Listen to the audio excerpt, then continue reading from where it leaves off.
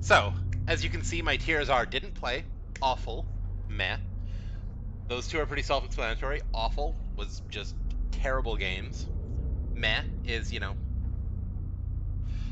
I don't have a strong opinion either way. It's kind of okay. Um,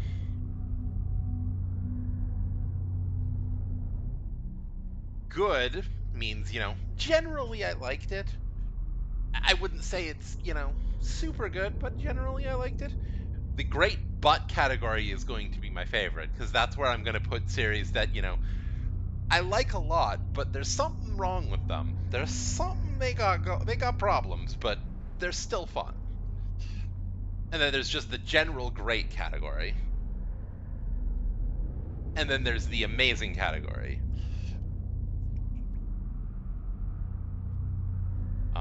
So let's get this going. So I'm going to start off with some of the ones that I have less experience with, because those are ones where I'm going to be not able to say as much. So Secret of Mana, I have played one or two games relating to Mana, the Mana series. I think in general I would rank it as good. I don't have a ton of experience. I've watched some people play it. I've played one or two of the games. It's fine. Um, Paper Mario is mostly from watching. I have, although depending on whether you would count Mario RPG in this, but I don't think you would. Paper Mario, I don't have a lot of strong positive feelings for. It seems to suffer from Nintendo's trademark problems of we can't write a story for shit. Sorry.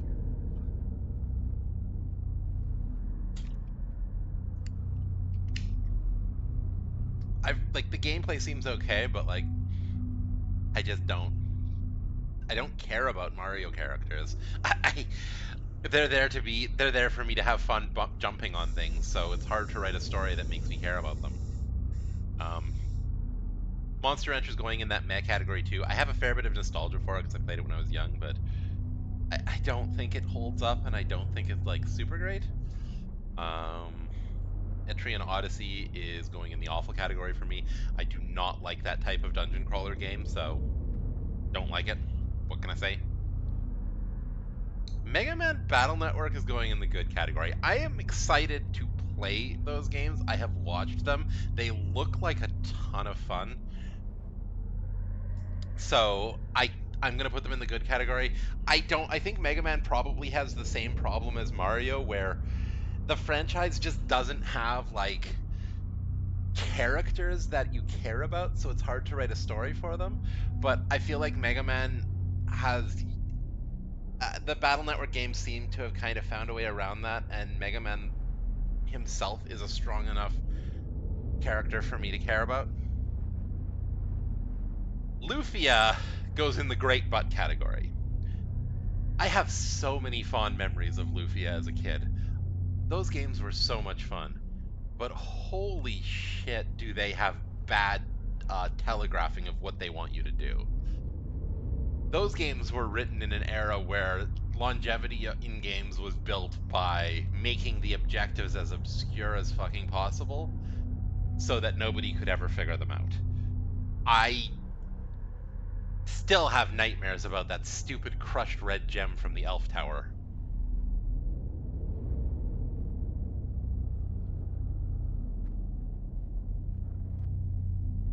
And I think anybody who gets the reference will also start having nightmares about it if they weren't already. Oh, I forgot one that needs to go in this category. Whoops. Hyperdimension Neptunia, it kind of goes in the good category. It's fine. The games are fun. They're silly. There's not a lot to say. Oh, I forgot to set to make a mark on this. Just one sec.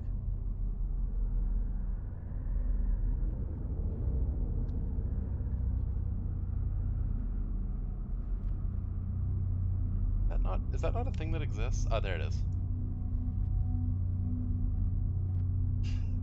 We're a little bit in. I'll be able to. I forgot to add the marker to remind me of.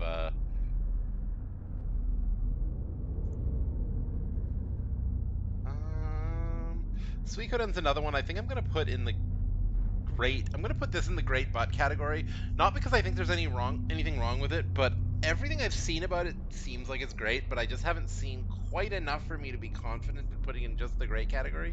I want to go back and play more of those games. And I think I'll put the Shin Megami Tensei games in the good category. They seem fun, but they seem to lack some of the character that really personifies the Persona games, or really like that really makes them special. All right. Well done. Or let's just get this over with. Fuck Kingdom Hearts. Sorry to any fans of it. I don't have any nostalgia for Disney really, except like Aladdin and the gummy ship in Kingdom Hearts 1 is legitimately the worst mechanic in any game ever made, and I will not change my mind about that. It will be very hard for something to be anywhere near as bad as that. And the general gameplay, like the general combat, just isn't that satisfying. Like, it's not bad. If you were to take the general action combat of Kingdom Hearts and put it in a game with better characters and with no gummy ship, it would probably sit in the good category. But no, it's not. It's just not. It has just so much wrong with that with those games. I think from there we can get into the ones that I'll have a little bit more to say about. Breath of Fire I'm going to put in the great butt category. Good morning, Ben. You woke up just in time to hear me bad-mouthing Kingdom Hearts. That was what you. I guess your me bad-mouthing Kingdom Hearts alarm was going off somewhere deep in your brain.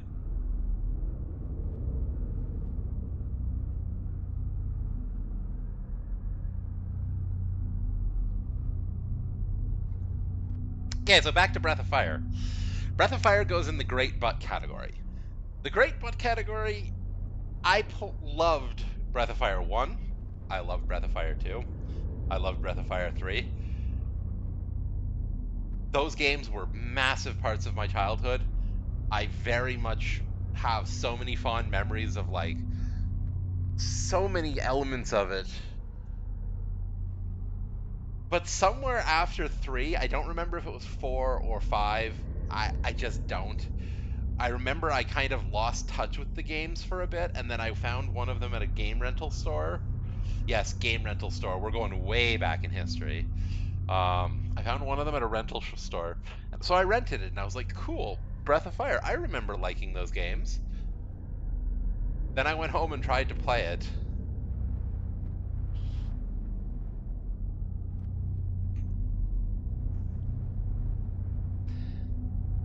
And holy crap, that game was bad.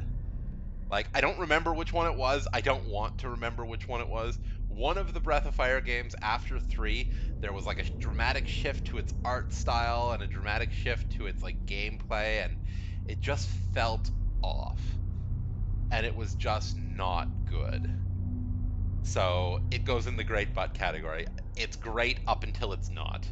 And when it's not, it falls hard.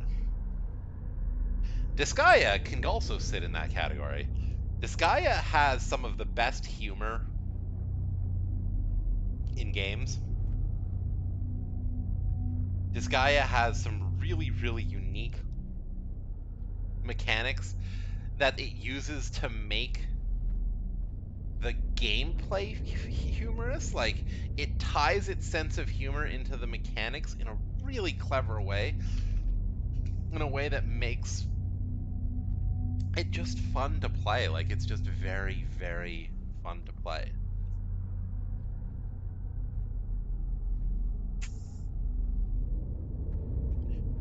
But holy crap, does Disgaea ask a lot of time of you. Playing a Disgaea game, you are committing your next like 3 or 4 months to grinding out levels in order to be able to see the full game. And if that's what you're after, then you're in for a good time. But if you just want a JRPG you can play in like a couple weeks or maybe a month, Disgaea is not the place to go. And they ask a lot. They ask a lot of their player base in terms of just time commitment. Wild Arms is probably going to be another fairly quick one. It was good. I played a couple of the games way back when. These are also games that I would have rented back in the day.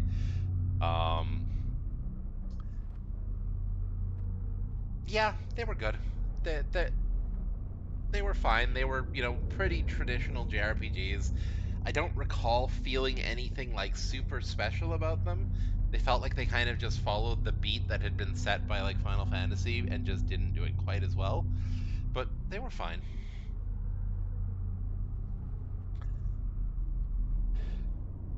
Atelier. Now,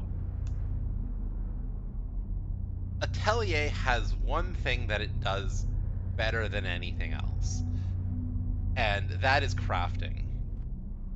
If you are the type of person who likes crafting in games and wants to find a game that will allow you to like really invest your time into like making the perfect items and mastering like complex crafting systems that allow you to really put your own spin on items, that's where you go. Atelier is the queen of crafting RPGs.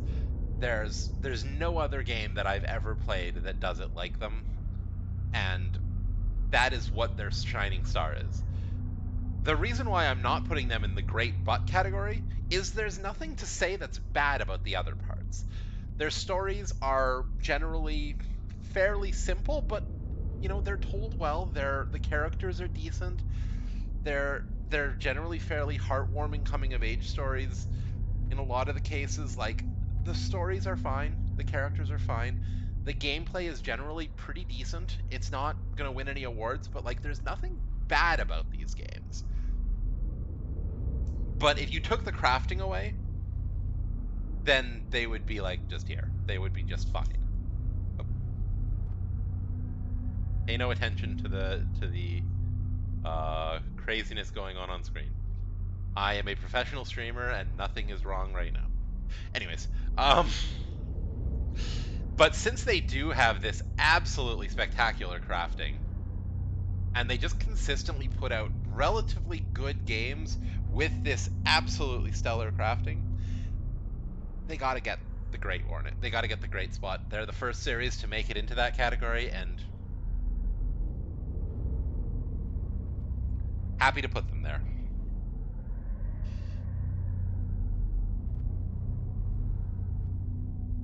Let's drop Ogre Battle.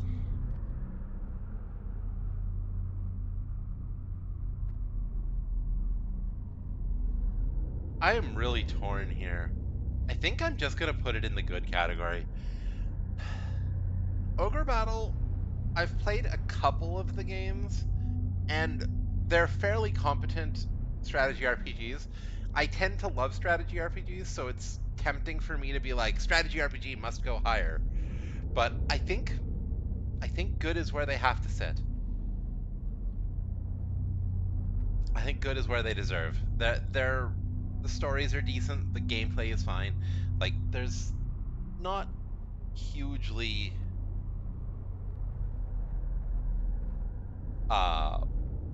there's not a whole lot to say, I guess. Pokemon. Oh, meh. Honestly, I have not liked a Pokemon. I have not like genuinely, really strongly liked a Pokemon game since the first one. I played X and Y. It was okay. I played which other one did I play? God, they all blend together. I can't even remember them. Which I guess speaks to the mehness of them. I don't think. I think the designers of Pokemon, aside from that one guy they keep in the closet and bring out to design their evolution every couple generations, I think they're just out of ideas. Like, I think they had one good set of ideas for the first generation, and after that, they just, like, dried up, the well ran out, and the rest of the Pokemon are just, like, an ice cream cone.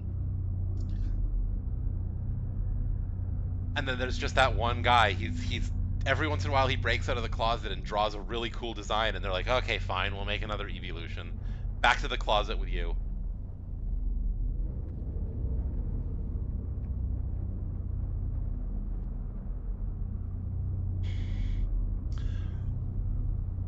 And yeah, I don't.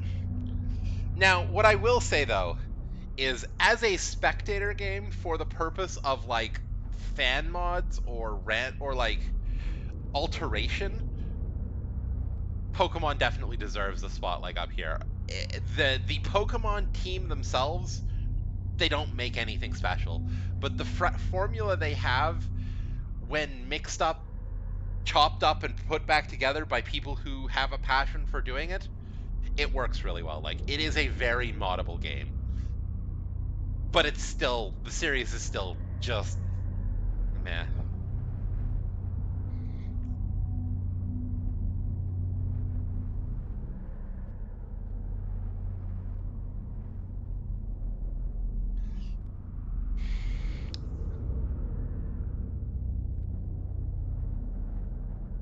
Let's do Xenosaga. I'm looking at these and I'm like, which one do I want to do in what order? Because there's a lot of stuff that I can say about these. Xenosaga. I'm torn between meh and good. Like, there's a fair bit of good in Xenosaga, but I just there's it's so heavy-handed with its like one religious message that it's fairly hard for me to appreciate.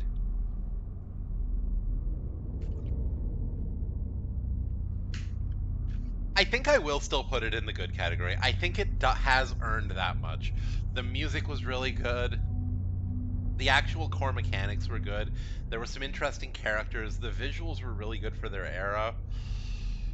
So I think I have to give it the credit of good, because there's enough good about it that even though it has that one thing I don't really like, and that is that it's like, see, I like games that tackle the concept of religion. I think like Trails has had a fairly strong like religious undertone to it. I think Final Fantasy Tactics was great. I think Xenogears, the original one, did a really good job of that. But I think Xenosaga just kind of, they pulled too much from just, we know one religion and we're going to make everything about that one religion. There was so much Judeo-Christianity in there, like Judaism and Christianity references, and there wasn't really much from anything else. And that was kind of where it kind of felt kind of meh.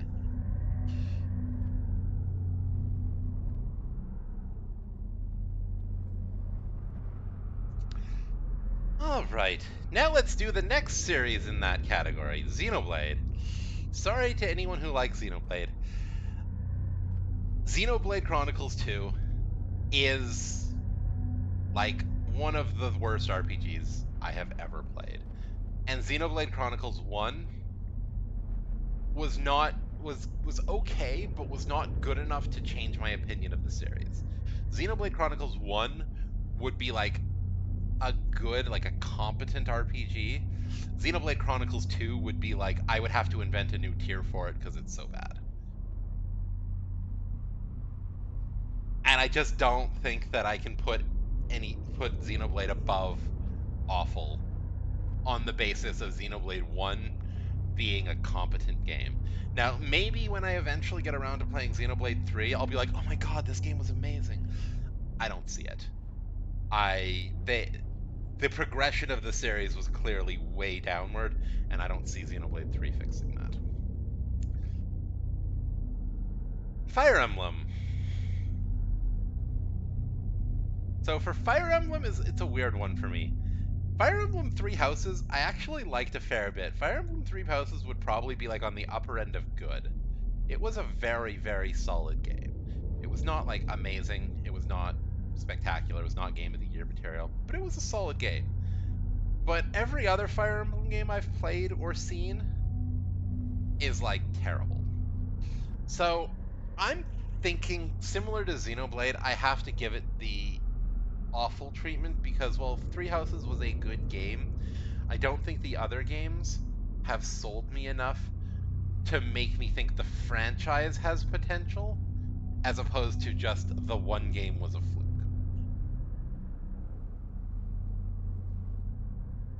Now we're getting into the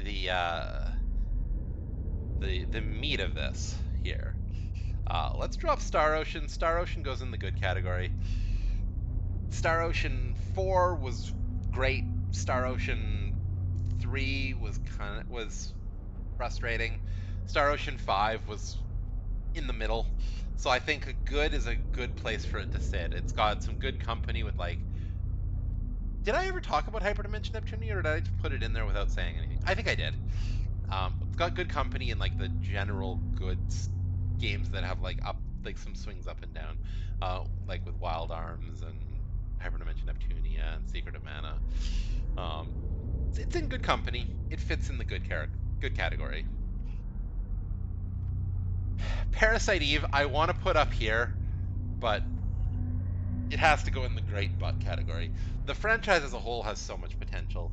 There's so much about those games that is good. Parasite Eve 1 would be up in the amazing category. It would be, like, no question, it belongs up there. Parasite Eve 2, on the other hand, is a bit of a blemish on the franchise. And although it's not officially called Parasite Eve 3, The Third Birthday was a very controversial game. I liked it quite a bit, although I do understand why people didn't.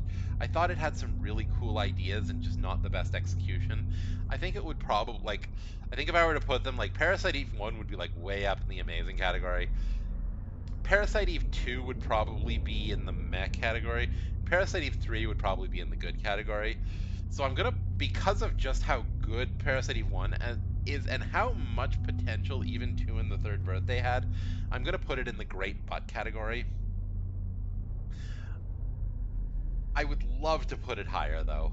I just can't.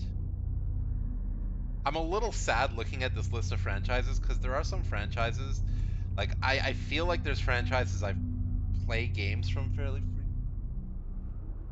that are not included in here, but I guess.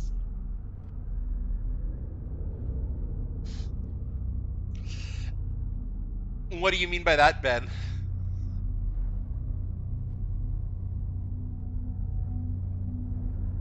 I'm just curious as to what you were expecting.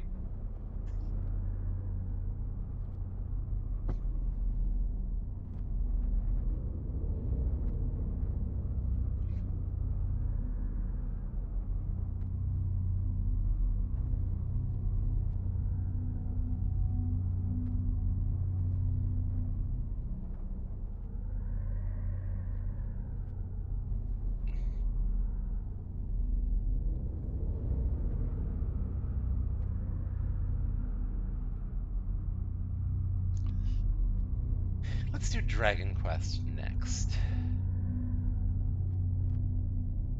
Dragon Quest is going to sit up happily in the great category. I haven't played every Dragon Quest games, but the one I've played have had, similar to Disgaea, have had like a really, really well developed, well integrated sense of humor.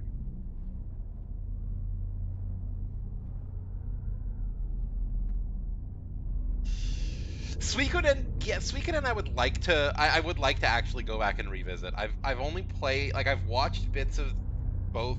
I think there's the two of them only.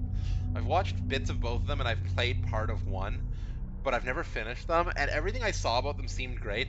After I play it, there's a fairly reasonable chance that it gets moved up. The but is just I haven't seen enough to be confident judging the entire game based off of what I've seen. That's the sole but. I think you missed that one. Um,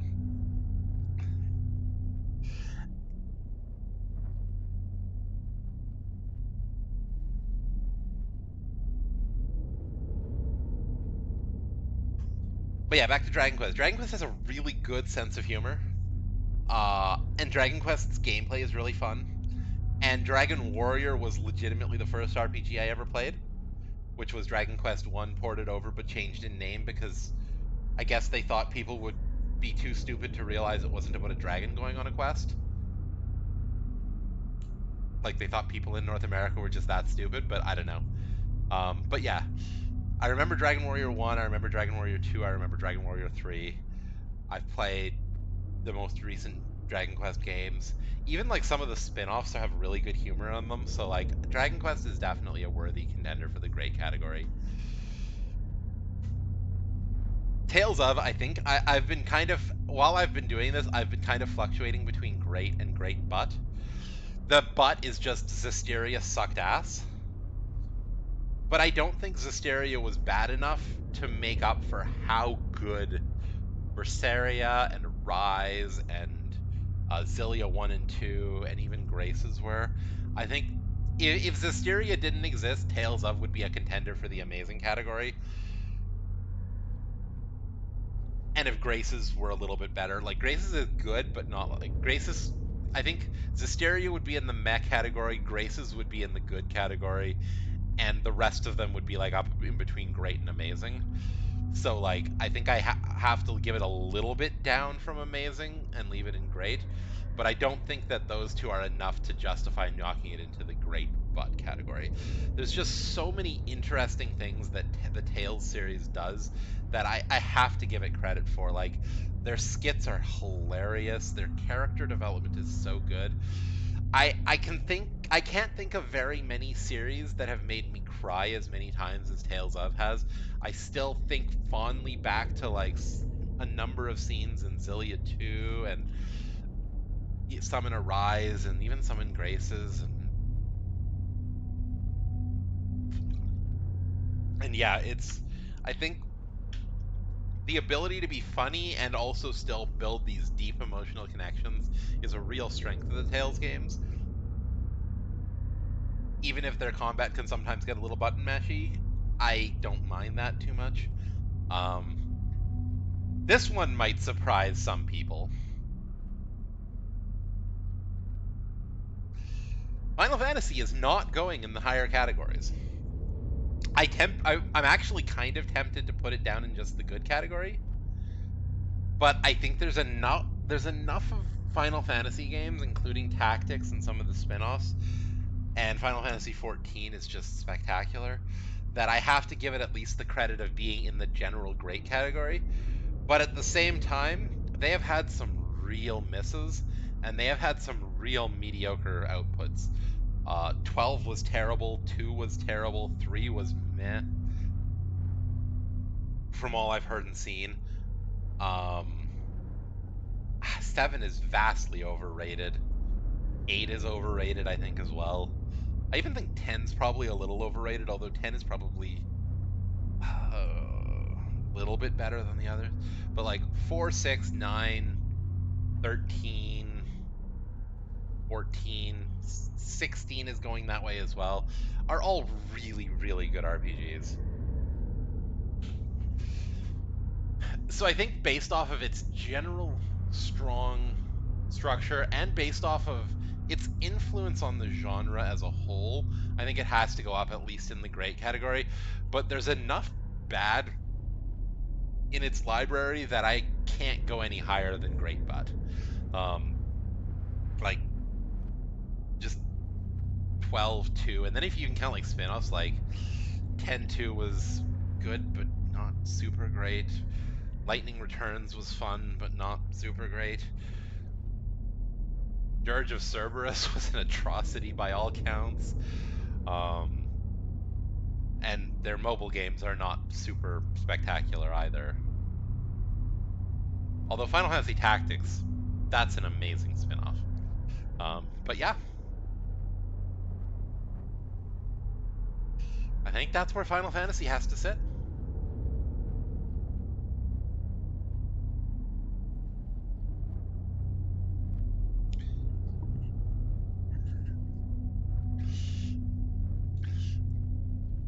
Yeah, but yeah, going back to what you were saying, yeah, Kingdom Hearts and Xenoblade were pretty safe bets for being down low. As far as Pokemon goes, like, I don't know. As I was saying when I was going over it, like, I feel like Pokemon's big problem is that they try to make it a linear story game. I feel like if the next Pokemon game were basically just a Pokemon randomizer with professional quality that just had like 8 gyms in it and you just went to them and everything was randomized every time you played it, I feel like that would be way better than anything they've put out recently.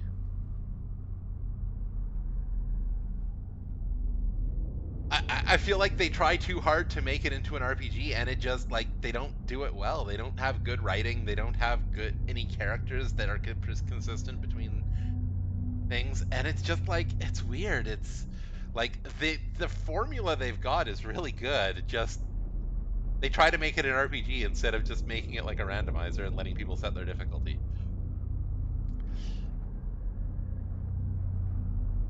Their choice, I guess.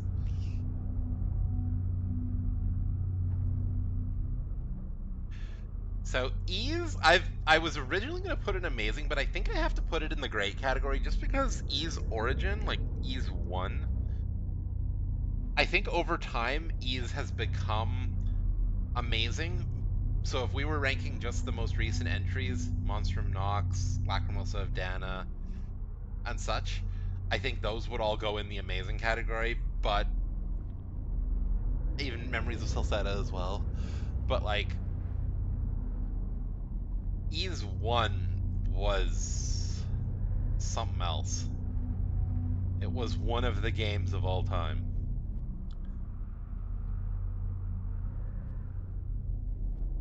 And I think that's enough for me to give. I have to at least knock it something because of that one blemish on its. That one mark against it is enough to kind of knock it down a little bit for now.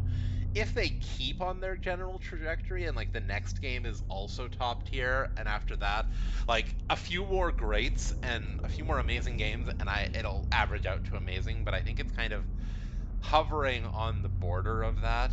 It's like if I were to rank these, I would probably rank it like if I were to put these in order, it would probably be like this, with Ys at like the top of the great tier. And now we have saved the best for last. We've got Persona and we've got Legend of Heroes. And I'm just gonna drop them both up there in amazing in the order that they belong. These are the two like pinnacle JRPG franchises. They do everything that JRPGs want to do, and they do it right. They have amazing characters who interact with each other in really strong ways. They have a story that progresses in a meaningful way. They offer some degree of agency to the player without having the actual story be player determined, which I think is important to me. I don't want my story. I want the story the writers wanted me to find out. But I do like having a little bit of my own spin on it, like what character do I romance, or which characters do I choose to make stronger bonds with, or which characters do I like, which side quests do I do, and stuff like that. Which NPCs do I spend time talking to, etc. There's a lot of those little things that are kind of important to me that Persona and Legend of Heroes do better than anyone else. Um, it's interesting that these two are kind of sharing the top spot since they kind of have very different focuses. Like Legend of Heroes has been trying to tell this broad, epic story across an entire world with hundreds of characters, all of whom have lives, and there's this interconnected plots and these threads that come and go from the story that you'll hear a little bit of in one game, and then you might run into the character again a little bit later, and then in another game you might meet somebody else who is talking about that character, then they might give you a side quest later, and like they've got all these threads coming and going from the story. Whereas Persona is these self-contained, 10, 15 characters actually have an impact on the story, everybody else is basically a nameless NPC or a villain. And they're so opposite in how they're focused, but at the same time they both feel so similar in the way the characters build themselves or build their affection with you. Like build the way the characters build your affection for them, I guess is the way of putting it. They both have this very similar feel of like how the characters interact with each other and how that builds this connection for you to the game that is very distinct between the two of them. Not much else has that same feel to it. And it's very interesting to me that those two both are so good at doing that despite being so vastly different in like how they actually play from a story perspective. I do think that Legend of Heroes has to sit on top just because I'll be honest, like if I were to separate the Legend of Heroes games into individual games and do a ranking of top RPGs, my top 10 would be like 70% Legend of Heroes games. Like Reverie would be number 1, Cold Steel 4 would be 2, Cold Steel 3 would be 3, and like we probably wouldn't get a non-Legend of Heroes game until like 5 or 6 or 7. Like it would be a lot of that. So like they have to sit on top. They are just the best at what they do in that regard. And I think that is kind of the where I sit. Is anyone does anyone